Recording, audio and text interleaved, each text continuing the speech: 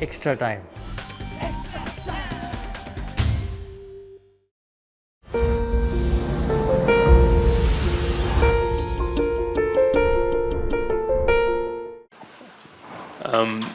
Tim, how's how's the mood in the team after spending 2 days in the field? The mood's okay.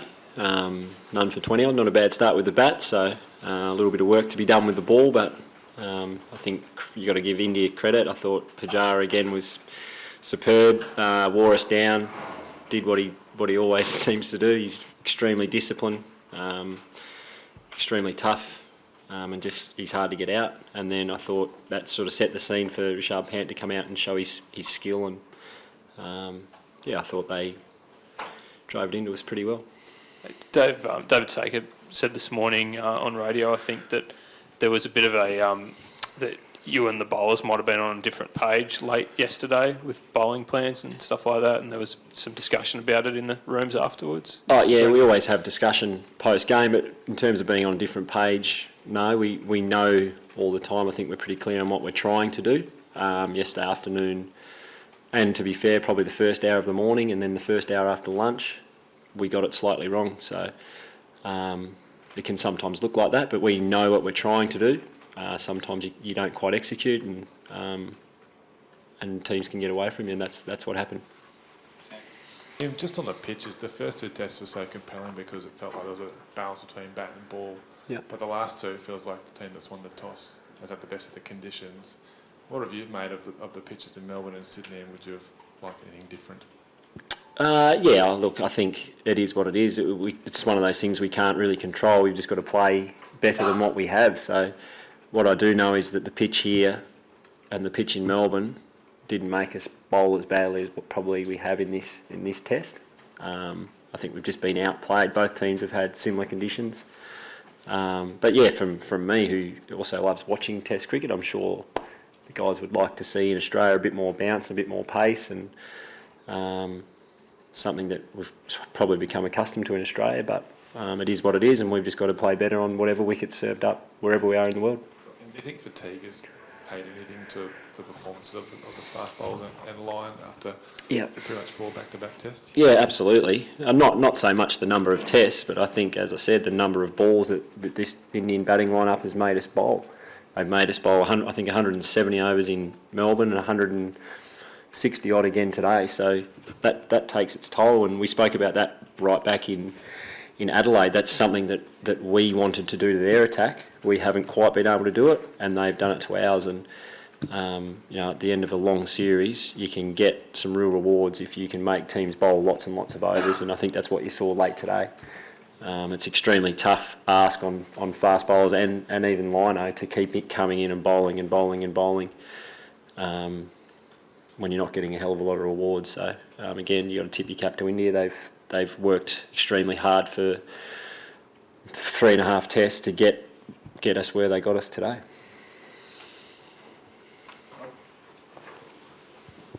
You sort of touched on before this test that with criticism things never are quite as bad as they seem, and with praise likewise. Yeah. Like, just how sort of bad do you think things are at the moment in terms of like what needs to be done to say with the Ashes be competitive there? Again, I thought, I think you're spot on. It's never that bad and it's never that good, and I think we've got to keep reminding our team of that, so you don't ride the result so much. But again, today Rishabh, I'm pretty sure nicked one at.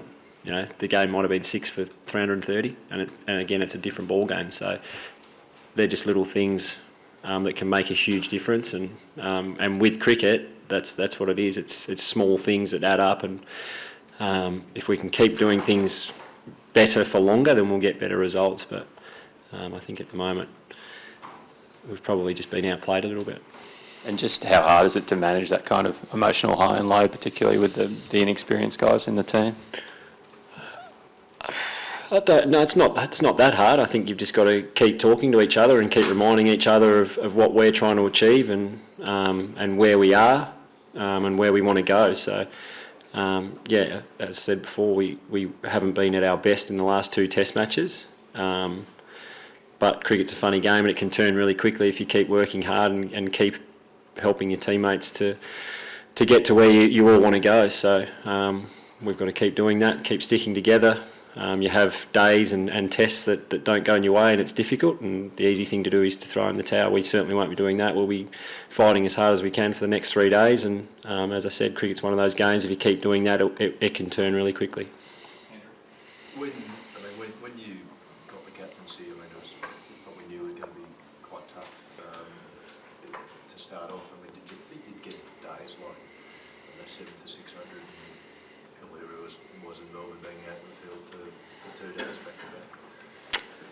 Yeah, I think in Test cricket you've always got to expect it. We had a few in Dubai as well, so when you get wickets like this and batters playing as well as some of these guys are, if you can't move the ball around, it can be really, really difficult to get really good players out, and we're certainly finding that. So, I expected to have extremely tough days. I had them last year when I wasn't captain. I've had them for 15 years of first-class cricket, and we all expect to have it. But as I said, we'll be turning up tomorrow and trying our guts out again to get back into this game. Jim, you had mentioned earlier that you didn't change too much about yourself when you became the captain. You tried to be the same. But when you did become captain, did you have any goals as such, not just for yourself but for the team as well? And in this past, say, 12 months, or 9 to 10 months, have you been able to achieve those goals? Look, my goals, I said, whose phone's that? Tim Paine speaking. Who is it, sorry? Oh, okay, who are you after? Casey in Hong Kong. Oh, Martin, right. He's in the middle of a press conference. Can I get him to call you back? All right. No worries, I'll tell him to check his emails. All right, thanks, Casey. Cheers. Check your emails. I think every time we're playing a test for Australia, we want to win, and clearly we want to move up the rankings. I think that's a goal of all of ours, but a lot of my goals were based around the way we went about it, and getting the respect and trust back of our public and our fans. So I think we're slowly doing that from a behavioural point of view, but I think our performance has been a little bit off where we would like it to be, and as I said, to be winning test matches and going up the rankings, we need to improve that. Tim, there's been a lot of talk about the team selection. I was just wondering how much of a say are you getting into selecting the team, and are you getting the players you want? I'm certainly asked about it, and I give my opinion, and my opinion's taken in. I'm not sure how much, but I'm always consulted and I'm always part of the conversation. Tim, I know you wouldn't have, heard criticism today, but obviously there's been a fair bit of chat about the bowlers and whatnot, and you see maybe the right plans weren't put in place yesterday afternoon and this morning, but do you think the majority of that criticism has been fair, at least before today? I think, again, when you're playing sport at the highest level and you don't perform as well as you should, you're going to cop criticism. We all know that, we all expect that, and we're all used to it. There's no point shying away from it and saying that and making excuses or whatever. We know we've come up short with the ball in the last 2 test matches. We're going to cop criticism for it, and we've got to get better. That's okay. We've got to be honest about it, and we need to be honest before we can get better. So, we're aware of it. We're not hiding from it. But as I said, we'll come tomorrow and we'll come the next test match we play and we'll keep trying to get better. And I know that everyone who's bowled a ball or faced a ball in this test match is trying their absolute guts out for their country. So that's all we can ask at the moment. And performances will always come and go a little bit, but absolutely we need to get better.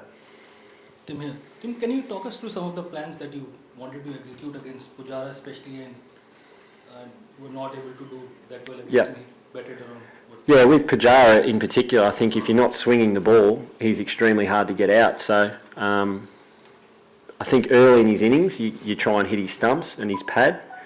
But in the form he's in at the moment, he's not missing too many. And when the wicket is like it is and you can't swing the ball, not many good players miss him. And he's been really patient and disciplined around his off stump. So, as I said, he's just grinded our bowlers down, basically. To bounce in a Yeah, we tried to bounce him a little bit. We've tried lots of different things about him. He's faced about 1 million balls this series, so we've tried wide of the stumps, we've tried at the stumps. Nathan Lyon's been over and around. I don't think there's too many things we haven't tried, to be fair. And he's been too good for us. Tim, just your captain Mitchell Starc. Having said that, I thought in Perth, when we got some bounce in the wicket, we saw where we can get him out, caught behind the wicket twice. That was one of the things we thought we'd probably get a bit more throughout the whole series that we probably haven't. Sorry, mate. Yeah. So you've captained Mitchell Starc in a few test matches now. He, on paper, is your enforcer, is the quickest bowler in the side. Yeah. But when the ball isn't moving much or there's not much pace of the wicket, how do you look at this performance? Like, does he come across as someone who wants the ball in his hand? Okay. Look, I think Starkey's one of those bowlers. I don't know what people expect from him. I think his stats for his whole career have been outstanding. And what he is when he's at his best, he is brilliant. When he's not so much.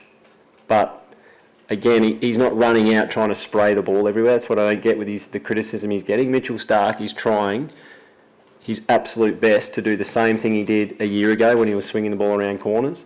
He's down on confidence a little bit. And I think sometimes people just forget that he's just a bloke who's trying his best. And I know he's playing at the highest level and they expect a lot of him, but it doesn't always work for him. It's Test cricket. He's coming up against some very, very good batters and he's not quite at his best. But we've got full confidence that with a little bit of work, a little bit of hard work, and he's going to have a bit of time off, I believe, during the one-day series. So there's some time for him to go back and look at maybe what's going wrong with him at the moment. And then he addresses that, and we know when he's at his best, he's as good as anyone in the world. He's nearing 200 Test wickets at a strike rate of, I don't know, someone could probably tell me. It's pretty good. So it's not all bad. Has he been at his best in this series? No, he hasn't. Has he been for a little while? Probably not. So again, Starkey knows that and he's working on it. He's been really honest about it and he's trying to figure out exactly what it is that's missing at the moment. Is it a confidence thing with him? Because with someone like Pat Cummins, you see ball in, ball Yeah. out. He has that strut in his stride. Yeah. And he at the top of his mark. But with Yeah. Mitchell Starc, at least from the outside, it looks like he's not feeling it. No, he's not. He's an open book, Starkey. You can read him a mile away. There's no doubt about that. But yeah, he is a huge confidence player. I think a lot of cricketers are. Some more than others. I think Starkey's probably a little bit higher up than some other people, and we know that. So as I said, we've got to be working with him to make sure we've got him at his absolute best, and he's totally comfortable and confident within himself because we know when he is, we know how valuable he is. Hit the subscribe option and the bell icon to get all the exclusive sports videos on Extra Time.